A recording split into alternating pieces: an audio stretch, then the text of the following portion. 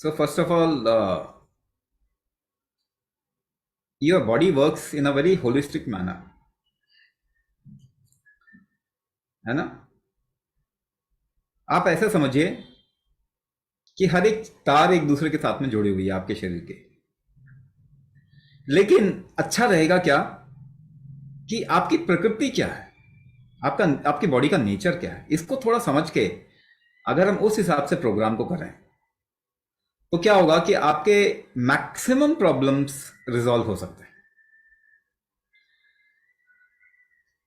इस ये बात एक और चीज पे डिपेंड करती है कि आपके बीमारी का मोमेंटम क्या है, आपके शरीर के अंदर बीमारी किस रफ्तार से बढ़ रही है आगे। ये इस बात पे भी डिपेंड करता है कि आपने अपने जीवन में कितनी दवाइयां खा के अपने शरीर को खराब किया। ज्यादातर लोग जिनको मल्टीपल डिसऑर्डर है उन्होंने एक दवाई से शुरुआत की, आज बहुत सारी प्रॉब्लम है, आज पता नहीं कितनी गोलियां खा रहे हैं, मगर अभी तक भी आंख नहीं खुली है। एक दवाई खत्म क्यों नहीं हुई आपकी? एक से दो क्यों बना, दो से तीन क्यों बना, तीन से चार क्यों बना?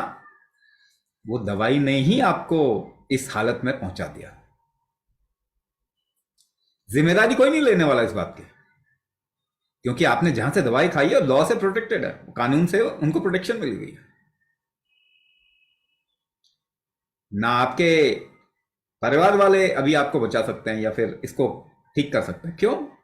आपके परिवार वाले ने बोला डॉक्टर के पास जाओ, डॉक्टर के पास। ये आदत हमने डाली हुई है ना अपने बच्चों में, अपने खुद भी। डॉक्टर के पास जाओ, डॉक्टर के पास। ऐसा लगता है जैसे डॉक्टर के पास बोलने से हम ज्यादा केयर करते हैं, ऐसा समझ में आएगा।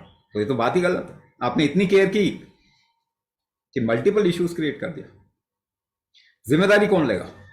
कोई भी नहीं, न परिवार, न सरकार, न WHO, न अमरीका जिसको आप रोज पैसा देते हो। रोज पैसा देते हैं ना जब आप दवाई खाते हैं, ताकि वो हथियार बनाए और दूसरे पे चौधरी पना करे। तो अभी तो आंख खोल लीजिए।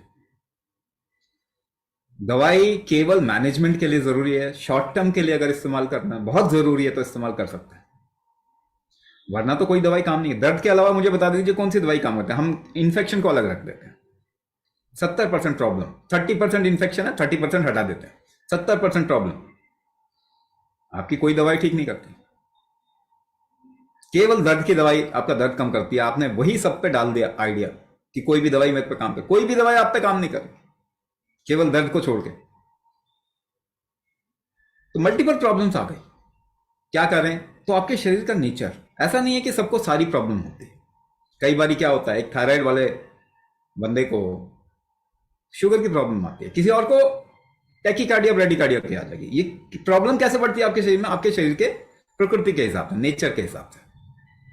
तो अगर इसको हम समझें, ट्रैक करें, ट्रेस करें कि आपके शरीर की प्रकृति क्या है, तो हम वहां पहुंच जाएंगे जड़ पे,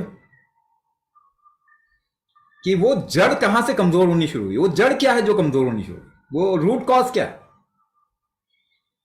ये रूट कॉज पे हम जैसे ही पहुंचेंगे तो आपको ठीक करना, उस हिसाब से आपके मॉड्यूल को हम पूरा मॉडिफाई कर देंगे, कस्टमाइज कर देंगे आपके हिसाब से।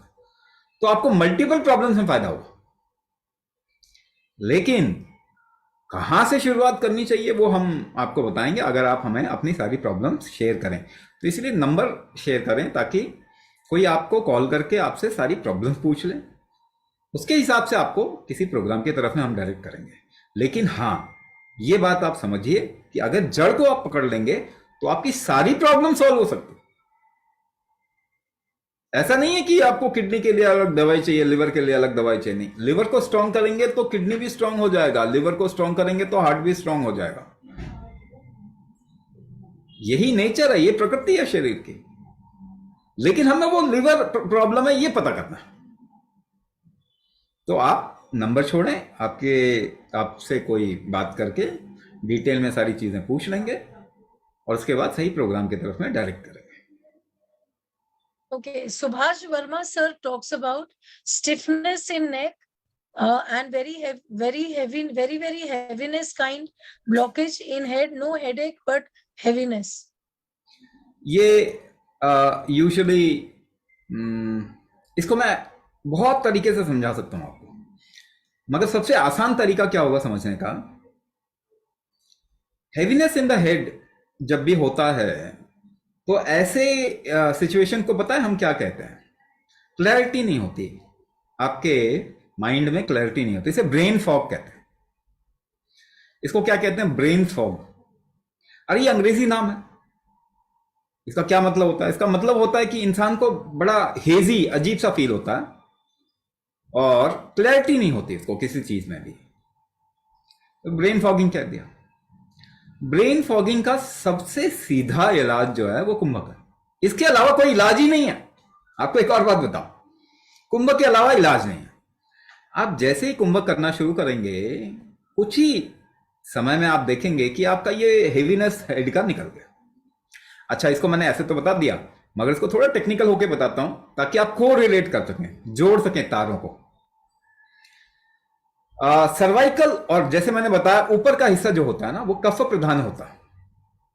वहां पे आपका ब्रेन पूरा कफ है, जिसे आप कोलेस्ट्रॉल कहते हो। पूरा ब्रेन आपका कोलेस्ट्रॉल है ना? कहते हैं कोलेस्ट्रॉल खराब होता है। कोलेस्ट्रॉल खराब हो ही नहीं सकता आपके शरीर के लिए, पहली बात तो ये। लेकिन आपके ऊपरी भाग में कफ प्रधानता होती है, वहां पे कफ पार्ट जो या श्लेष्म पार्ट ज्यादा होता है। कफ को हीट चाहिए होता है, गर्मी चाहिए होती है पिघलने के लिए। आपके भोजन में दो पार्ट होते हैं। जब आप खाते हैं, भोजन लेते हैं, दो पार्ट होते हैं इसमें, एक श्लेष्म और एक विष्ठा। यानी एक जो आपका शरीर इस्तेमाल करता है, दूसरा जो वेस्ट है, फेंक देता है। ये श्लेष्म ही कफ है। तो इसको हीट चाहिए होता है, इसको गर्मी चाहिए होती है ताकि ये एक फॉर्म से दूसरे फॉर्म में बदले, ट्रांसफॉर्म हो।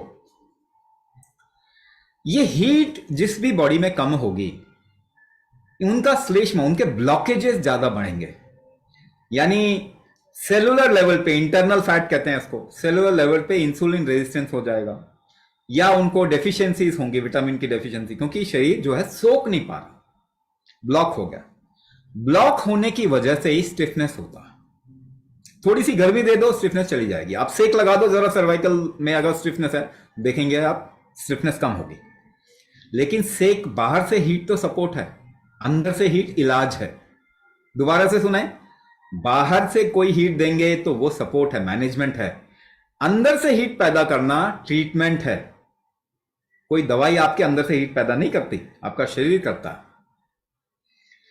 तो अगर हम ये दो तरीके से हम प्रोग्राम करते हैं यहां पे अवीसा में, एक अष्टांग चिकित्सा है और एक दूसरा है श्लेष्म शुद्धि चिकित्सा।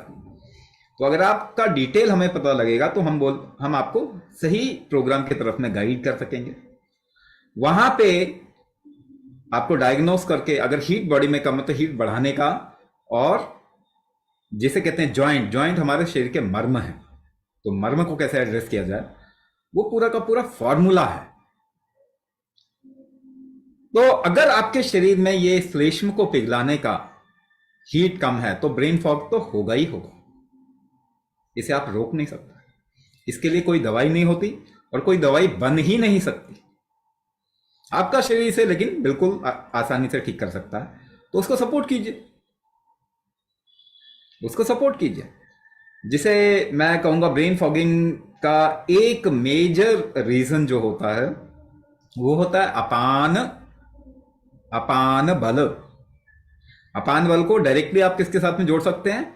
मैक्सिमम इनहेल करके मैक्सिमम एक्सहेल करने के साथ में जोड़ सकते हैं। ये कैपेसिटी अगर आप बढ़ाएंगे अपने शरीर की, तो अपान पक्ष बढ़ाएंगे, तो आप देखेंगे ब्रेन फॉग आपका ठीक होने लगेगा। मगर एक होलिस्टिक तरीके से इसको अगर एग्जीक्यूट करते हैं तो आगे आने वाले टाइम में क्या क्या प्रॉब्लम आने वाली है उससे भी आप बच सकेंगे।